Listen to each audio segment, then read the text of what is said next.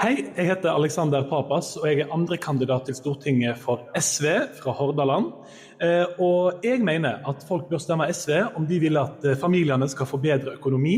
De siste årene har vi doblet barnetrygd og gitt billigere barnehage, og vi vil gi folk gratis barnehage, noe høyere barnetrygd. magacaygu waa Alexander Baba waxaana ahay xubin ka sharaxan xisbiga SV ee deegaanada galbeedka Norway. Xisbigeenna waxa uu u taagan yahay sidii ay qoysaska ku heli lahaayeen dhaqaale ku filan marka loo eego dhanka barbaarinta iyo sidoo kale xanaanooyinka. Si taalamida ayaan waxaan u taagannahay sidii aan u hirgelin lahayn in uu si firiya qofka u helo dhakhtarka ilkaha oo hadda aad qaali u ah.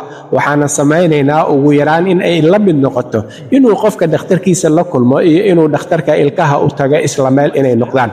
Waxaan sidoo kale xoogga saaraynaa oo aan ka shaqaynaynaa sidii ay Falastiin xur u noqon lahayd oo dal madax bannaan iyo dowlad dunidu wada aqoonsan tahay ay u ahaan lahayd. I dag er tannhelse veldig dyrt for veldig mange. Sånn kan vi ikke ha det. Det skal ikke være dyrere å gå til tannlegen enn å gå til fastlegen. Og grunn nummer 3, det er at vi vil ha et fritt Palestina.